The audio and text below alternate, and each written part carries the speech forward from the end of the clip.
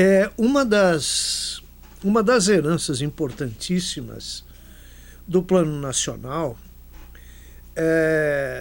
está vinculado a um avanço que se fez na educação brasileira, fundamentalmente ligado naquele item de ensino superior.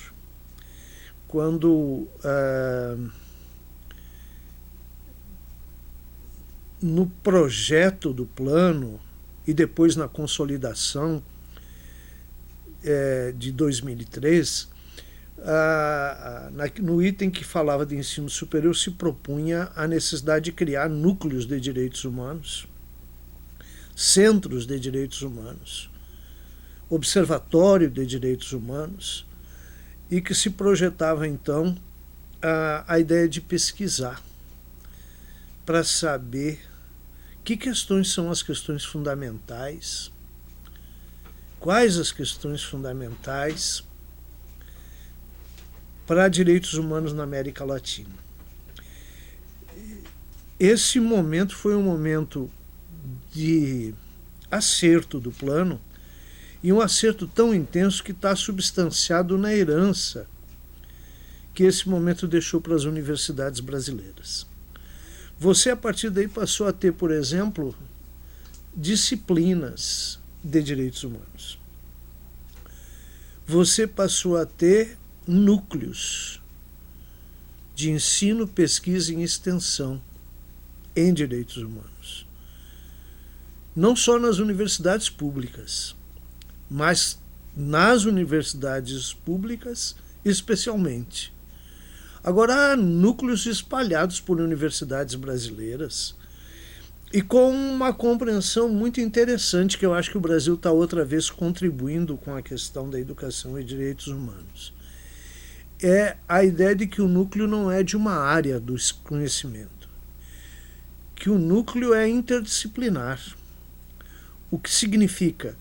O núcleo de direito humano tem direito humano como um tema. Já mexe todo mundo, é tudo no direito, né? Isso. E o núcleo já não é mais tudo vinculado ao direito. O núcleo tem lá... É uma ditadura do direito, né? Era, né? Agora não é mais. Agora você vai lá no plano, lá no núcleo, está lá o cara da filosofia, está lá o cara da história, está lá o personagem da educação, está lá o personagem da biologia, está lá o personagem da área da saúde, está lá o personagem da educação física. Então, o núcleo, ele desencadeou uma forma diferente de compreender o conhecimento. O conhecimento não fica restrito à área específica da ciência. Ele ganha uma dimensão maior. E ele funciona em o direito humano enquanto um tema que congrega pessoas. Não que essa congregação não tenha conflitos internos, tem conflitos internos, mas direito humano é assumido nessas diferentes dimensões. Eu posso ter lá um personagem vinculado à agricultura, que vai pensar, por exemplo, a preservação do meio ambiente, uma agricultura que não utilize veneno, porque o veneno que joga na planta entra na terra e vai para a água e envenena o planeta. E você vai olhar isso pela dimensão do direito humano. Eu tenho que discutir, por exemplo, com um antropólogo, quais são os povos, quais as suas culturas, por que devem ser preservados. Isso pode afetar a medicina, por exemplo. A medicina que a gente vive hoje está na mão da indústria química. E, no entanto, o meu corpo não é só química. O meu corpo é o planeta. No meu corpo tem tudo que tem no planeta. Então eu tenho que saber, na biologia, o que pode cuidar do meu corpo. Então, quando você faz o núcleo, e esse núcleo está constituído desde a perspectiva do direito humano, as áreas do conhecimento se complementam e não se separam. Essa importância é decisiva para a educação no Brasil. E você vê núcleos no Brasil inteiro fazendo isso. A segunda contribuição do núcleo, é que ali se fez um embrião de pesquisa. Cursos de pós-graduação estrito sensu. E dali se constituiu uma corrente de pessoas interessadas num pós-graduação lato sensu, com pesquisa. Então, você altera também o interesse da sociedade brasileira por estudos no campo específico dos direitos humanos, como uma área do conhecimento que tem conteúdo específico de direito humano, mas que também tem pesquisa para descobrir o que é direito humano para uma sociedade como a nossa. É interessante você acompanhar os cursos de mestrado em direitos humanos e olhar as temáticas que estudam. Você vai encontrar desde a temática ambiental, a temática da fome, a temática dos povos originários, a temática dos movimentos sociais e até mesmo a temática das relações internacionais, que estão baseadas na ótica dos direitos humanos. Os núcleos deram origem aos programas de pós-graduação. Daí nasce a pesquisa. Você já tem bem mais programas de pós-graduação em direitos humanos que nós no comitê tínhamos expectativa de ter em tão curto espaço de tempo. De outro lado, tu tem em cursos clássicos de pós-graduação disciplinas de direitos humanos e áreas de pesquisa em direitos humanos. Lá você vai encontrar no curso do direito, você vai encontrar no curso de ciências sociais, você vai encontrar na pedagogia, você vai encontrar na história, você vai encontrar em antropologia, você vai encontrar na medicina. Então, você fez aí um avanço significativo, que acho que é uma contribuição muito grande que a educação em direitos humanos trouxe para a universidade brasileira, para pensar o Brasil. Acho que aí tem uma contribuição muito significativa. E uma contribuição que eu acho que não para de crescer. Eu já tive conversando com colegas que são professores nesses programas, que já pensam em propor doutorado, porque já tem massa crítica suficiente, já tem produção teórica suficiente e já tem alunos interessados em fazer doutorado. Se você falar com os coordenadores dos programas de direitos humanos interdisciplinar, eles vão dizer que tem 30 alunos por vaga para a seleção do mestrado. E já tem programas que têm 5 turmas de mestrado formado. Isso, sem dúvida, já é uma massa crítica capaz de compor turmas de doutorado em direitos humanos. E veja que interessante isso, porque se você pensa que o nosso sistema de ensino está normalmente vinculado à ideia da profissão do egresso, não há profissão de direitos humanos. Nós não temos essa profissão. E mesmo assim há procura, há estudo, há pesquisa e há pessoas se formando em direitos humanos, sem que daí decorra, por exemplo, uma profissão vinculada a direitos humanos. Não é? Então aí também é uma mudança de padrão. Há um padrão novo que está surgindo na universidade brasileira. Esse crescimento no Brasil é tão intenso depois da existência do plano, é tão vigoroso depois da existência do plano, que quando você olha as reformas da educação no Brasil, você vai ver surgir temáticas que, se ainda não falam em direitos humanos explicitamente, são temas que já trazem embutidos a questão dos direitos humanos. Vou dar exemplos. em que Estado brasileiro não tem lá embutido a questão ambiental. A questão ambiental é uma questão eminente de direitos humanos.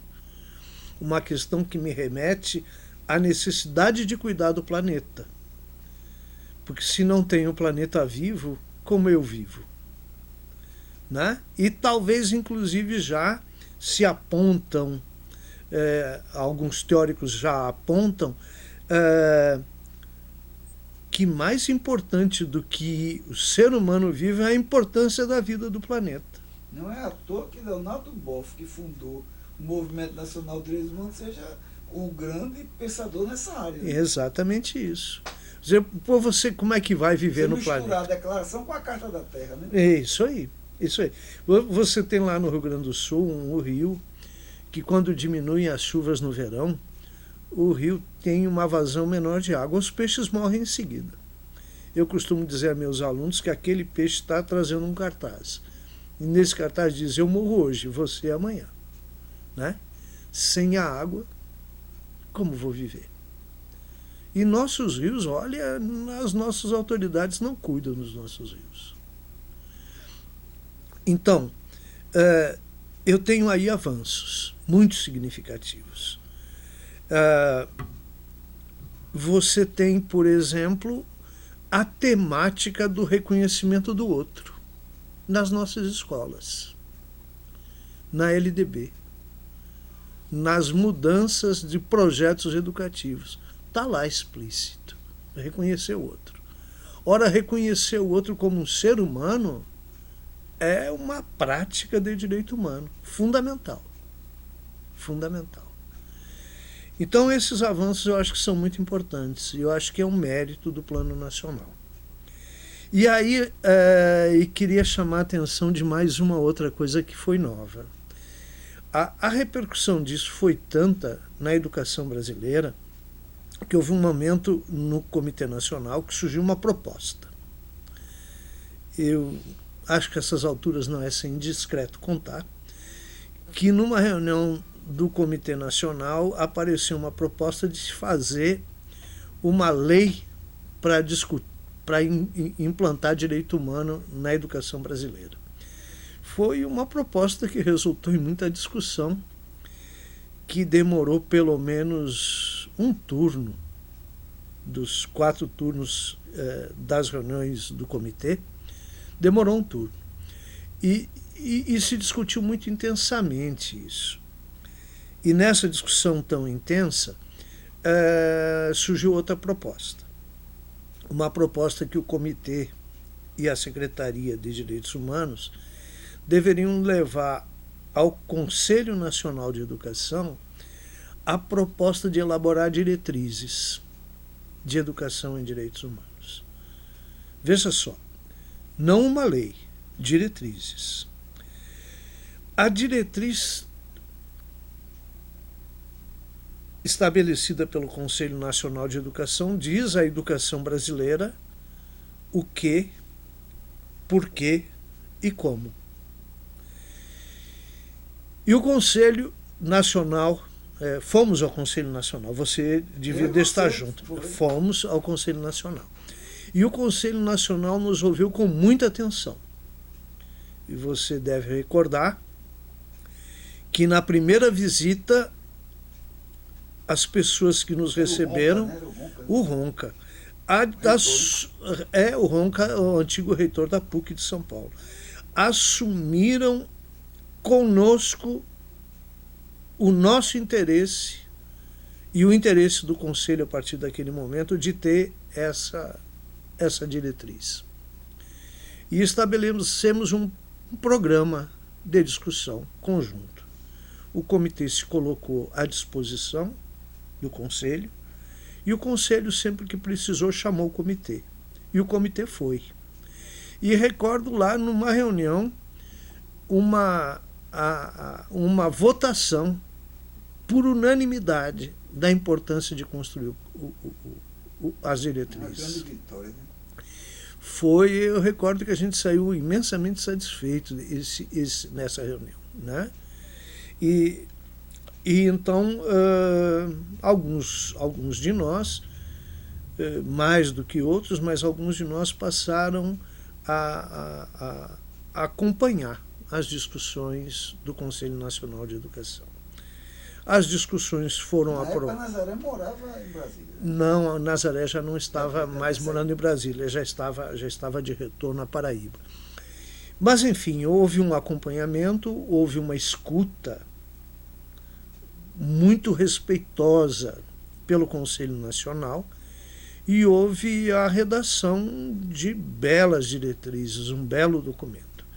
Lógico, é um documento que tem, por certo, que como todos os documentos do campo da educação, de ser revisto de tempo em tempo. Mas as diretrizes traçaram para a educação brasileira um compromisso com direitos humanos. E eu insisto, esse compromisso ele pode contribuir decisivamente com a garantia do princípio do Bobbio, do Norberto Bobbio. Democracia e direitos humanos são componentes do mesmo momento. Um não pode existir sem o outro. Um fortalece a existência do outro. Então, as diretrizes explicitam que cada unidade educacional do país tem a plena liberdade de escolher a sua forma. Ou você faz lá na sua escola uma disciplina de direito humano, ou você faz a inserção do conteúdo de direitos humanos em diferentes disciplinas. Ou ainda você constrói uma forma de conhecimento que lida com o tema gerador. O tema dos direitos humanos abordado por diferentes disciplinas em atividade comum entre os educadores, os educandos e a comunidade. Mais importante é que quando você lê com o rigor que a leitura merece o parecer, você vai perceber que o parecer propõe que a escola tenha como eixo, como conduta, como prática, os direitos humanos como princípio. O princípio da escola precisa ser o princípio dos direitos humanos. E isso, então, não é só conteúdo educativo, é projeto pedagógico, é base curricular e é também gestão. E ainda, mais do que gestão, é a relação que a escola tem que fazer com sua comunidade. Esse pressuposto, que está nas diretrizes, efetivamente pode possibilitar uma outra forma de compreender a educação brasileira. No campo do ensino superior, ainda outra vez, a insistência com a pesquisa, a insistência com o ensino e a recuperação do primeiro movimento que as universidades brasileiras fizeram na relação com direitos humanos, que é a relação via extensão, que é a relação dos direitos humanos como uma prática extensionista. E quando a universidade se compromete a servir a sociedade que a recebe, ela precisa se comprometer no campo dos direitos humanos, para que a sociedade brasileira perceba que cada brasileirinho, cada criança venha a ser um sujeito de direitos.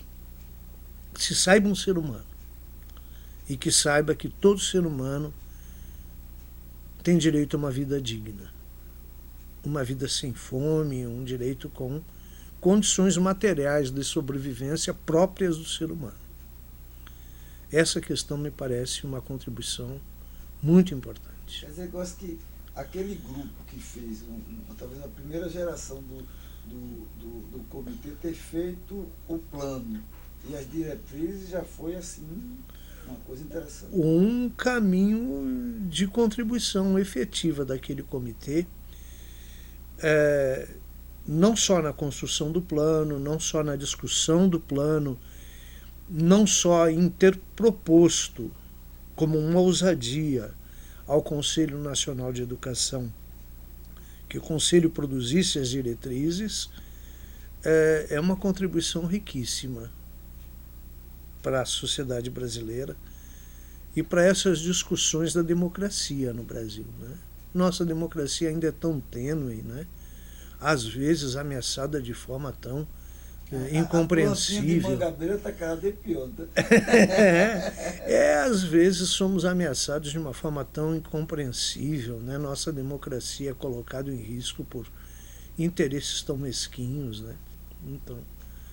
Então isso. Mas, Solon, para finalizar, eu queria que tu fizesse mais ou menos. A gente já falou de Brasil, esse negócio todo.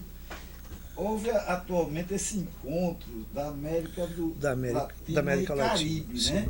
A nossa companheira Aida é a coordenadora, né? O que é que isso vai ajudar, essa relação com a América Latina e Caribe, com essa experiência brasileira? Pois é. Essa é a última pergunta, é uma pergunta importantíssima, porque o Brasil ainda conhece pouco a rede latino-americana, né? E veja que interessante, o Brasil conhece pouco, e eu vou nos encontros já há algum tempo, e sempre o maior número de pessoas estrangeiras em relação ao país que recebe o encontro é de brasileiros, né? Já foi assim na Argentina, não foi assim no Chile, mas voltou a ser assim lá no Uruguai. E quando foi aqui no Brasil, lá em Goiânia, você estava lá no de Goiânia, né? Era brasileiro que não terminava mais, era o Brasil inteiro ali. A rede nasceu por iniciativa das universidades argentinas. Quilmes, a Universidade de Quilmes sediou a rede. Foi dela a iniciativa e ela foi a primeira sede. Acho que a partir do segundo encontro, quando sai da dimensão da Argentina, a rede começa a chamar os outros países. Os primeiros encontros foram sempre em Quilmes, até o momento em que Quilmes percebeu que não podia ficar preso a Quilmes e nem preso à Argentina. E aí deslocou primeiro para Santiago do Chile, depois para o Brasil. Aí, por insistência dos participantes brasileiros da rede, voltou para a Argentina, mas não para Quilmes, foi a Lanús. E agora o último encontro que recentemente feito, em setembro, foi no Uruguai, Montevidéu. A partir do encontro de Goiânia, consolidado lá em Lanús, a rede, que antes era uma rede latino-americana, passou a ser chamada Rede Latino-Americana e Caribenha. Por quê? Porque tínhamos países, universidades, pesquisadores e professores da Argentina, do Brasil, do Uruguai, mas também de outros países da América Latina e também do Caribe. E aí acrescentamos Caribe por proposição brasileira. E tivemos êxito. E aí então passou a ser Rede Latino-Americana e Caribenha. No último encontro, se fez uma proposta. Mas antes da proposta, a contribuição do Brasil tem muito a ver com a ideia do Plano Nacional. Por quê? Porque os demais países da América Latina sempre tiveram muito interesse em saber da trajetória desse plano, do conteúdo desse plano, dos fundamentos filosóficos, históricos, sociais e jurídicos desse plano. E foram ouvindo muito o Brasil. E aí você olha, por exemplo, os planos que nasceram depois, o plano do Chile, o plano do Paraguai, o plano da Costa Rica, você vai ver que tem muito do plano brasileiro. E acho que ainda há curiosidade. Veja só que interessante. Da mesma maneira que nós brasileiros temos muita curiosidade em saber a experiência desses povos sobre a questão da memória, sobre a questão da verdade e sobre a questão da justiça, que esses povos trabalham nas suas redes de ensino. Nós não. Então, da mesma maneira que nós temos a necessidade de aprender com eles esses saberes, eles querem saber conosco das experiências da construção dos núcleos, dos centros de pesquisa, dos observatórios e das disciplinas nas escolas. Uma coisa que é muito complementar entre nós são as experiências originadas na educação popular, no diálogo, na troca com o outro, no reconhecimento do outro como ser humano. Isso nos aproxima. E mais do que isso, o que nos aproxima é a compreensão de que somos América Latina. E que na América Latina a compreensão dos direitos humanos tem um caráter continental. Como tem um caráter continental na Europa, como tem um caráter continental na África, como tem um caráter local no Oriente Próximo e no Extremo Oriente.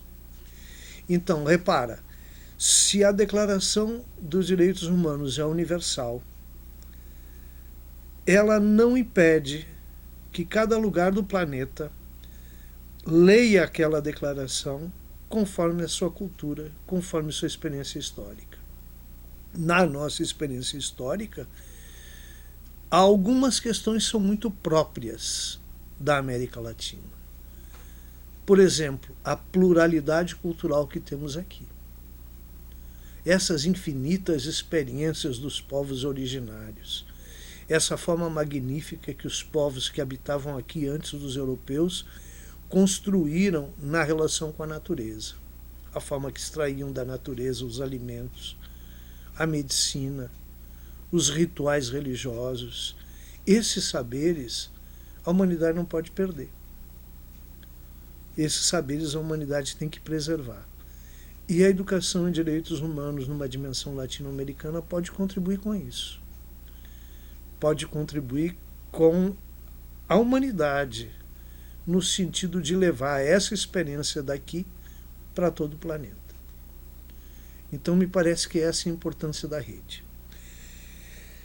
No encontro de setembro no Uruguai, sempre quando termina um encontro, se decide o próximo encontro e se decide sobre a coordenação. Então, sobre a coordenação sai pela primeira vez da Argentina e está agora no Brasil. Há um grupo de pessoas sob a coordenação da professora Aida Monteiro, da Federal de Pernambuco, que vão construir um caminho da rede aqui no Brasil. Nós já estamos pensando algumas coisas que ainda precisamos articular melhor para poder depois, enfim, começar a anunciar. E qual é o próximo encontro? Vai ser o próximo encontro, então, é em setembro de 2019, no Chile, em Antofagasta, na universidade lá. É importante fazer esse encontro rodar pela América Latina, né? Acho que a crise pela qual nós estamos passando no continente, não só na crise econômica, mas essa crise cultural de tentativa de retrocessos, né? Talvez nos atrapalhem. Mas tenho esperança que não. Tenho esperança que a gente saiba como enfrentar essas dificuldades, né? E preservar esse caminho que estamos percorrendo, já com alguns avanços significativos.